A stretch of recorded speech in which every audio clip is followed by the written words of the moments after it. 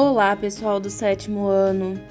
Hoje eu vou fazer aqui de casa para vocês o laboratório 6 da nossa apostila, que é sobre a ação das leveduras. Nesse laboratório, vamos observar a ação dos fungos no processo de fermentação. A produção de pães é uma atividade muito antiga, mas que continua despertando interesse. O pão é o símbolo do alimento e, sem o alimento, nós não vivemos. Após essa atividade, você pode propor aos seus responsáveis, em casa, a produção de um pão caseiro. Existem variadas receitas de pão caseiro e com certeza o seu preparo será um momento de diversão para todos. O principal objetivo dessa prática é a observação do processo fermentativo pelas leveduras. A fermentação é o processo de transformação de uma substância em outra a partir de micro-organismos. Relembrando então que a levedura são seres eucariotos unicelulares pertencentes ao reino Fungi. Esse processo fermentativo realizado pelas leveduras é conhecido como fermentação alcoólica. Os seres humanos têm se beneficiado desse processo durante milhares de anos, na produção de pães, cervejas e vinhos. Uma curiosidade é que eles têm utilizado de leveduras para fazer esses produtos por milhares de anos, mas só souberam da existência da levedura nos últimos 200 anos. O processo de fermentação ocorre no interior das leveduras e não requer a presença do oxigênio para acontecer. De maneira bem simplificada, o que acontece no interior desses micro-organismos é o consumo da glicose para a produção de gás carbônico e etanol. No caso da produção do pão, nós vamos utilizar o açúcar refinado como a principal fonte de glicose, sendo que a farinha também pode ser utilizada como fonte de açúcar para as leveduras. Agora que você já tem as informações básicas sobre a fermentação realizada por elas, vamos lá, mão na massa! Para isso, nós vamos precisar de alguns materiais: a água morna, o açúcar, a farinha de trigo, uma tigela para misturar a massa, um copo com água para testarmos o que vai ocorrer quando colocarmos o pedaço da massa e principalmente do fermento biológico, que são as nossas leveduras. Eu trouxe para mostrar para vocês a diferença entre o fermento químico e o fermento biológico.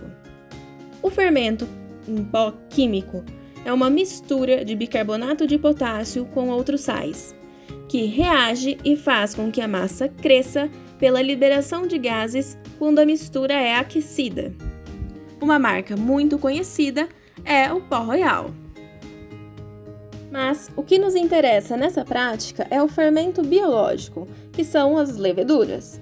Nós podemos encontrar elas em duas formas no supermercado, como o fermento biológico seco e instantâneo e também o úmido.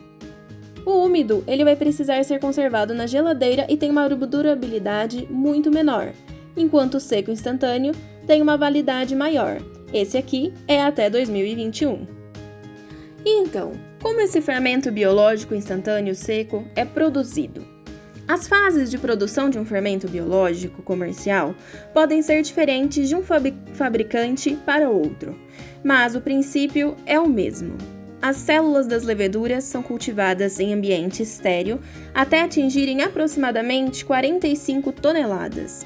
O caldo produzido é concentrado, combinando etapas de centrifugação e lavagem, e após isso ele é resfriado. A água é extraída das células das leveduras por meio de desidratação.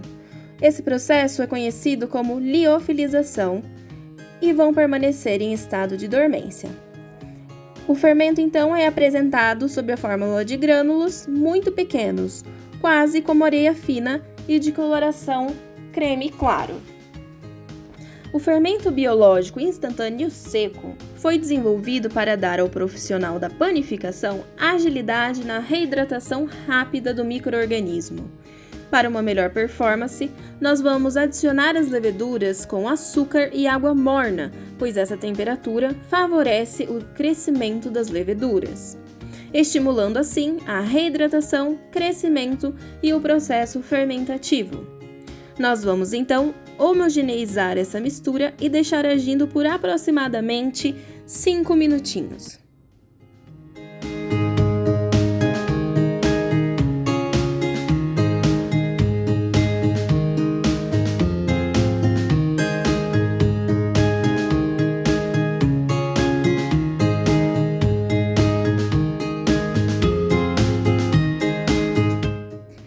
Depois desses minutinhos, é possível observar que a mistura está mais homogênea e já apresenta a liberação de gás carbônico, que é perceptível pela formação dessas bolhas na superfície do líquido. Relembrando aqui como as leveduras estavam antes de serem reidratadas. Nessa etapa, já é possível sentir o cheiro característico da massa de pão caseiro.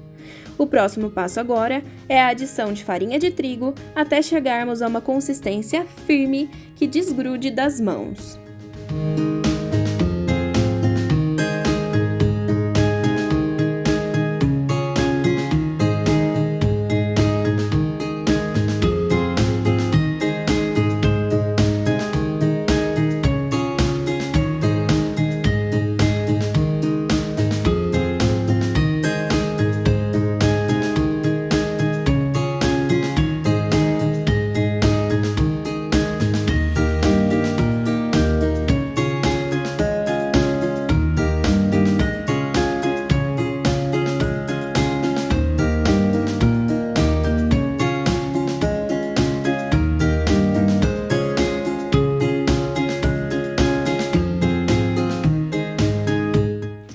Chegando à consistência desejada da massa, nós vamos separar uma pequena porção e fazer uma bolinha para colocar no copo com água.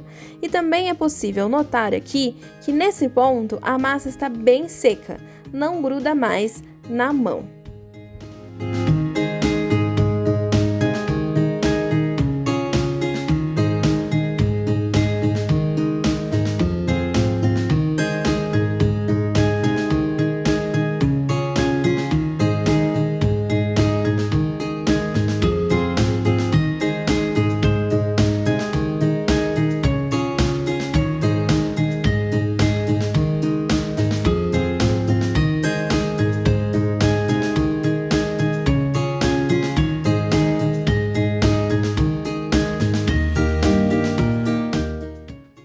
Com o passar do tempo, foi possível observar o aumento do tamanho da massa e a bolinha que estava no fundo do copo subiu. E também é possível notar que a massa ficou úmida, voltando a grudar na mão. E agora é a vez de vocês. Respondam na apostila as seguintes questões. O que aconteceu com a bolinha de massa que você colocou no copo? E tente explicar o ocorrido. Qual o motivo de a mistura entre a levedura e o açúcar ter ficado úmida? Observando a embalagem do fermento, é possível encontrar o nome do fungo responsável pela fermentação? Se sim, qual é? E por hoje é isso, pessoal. Nos encontramos nos próximos experimentos.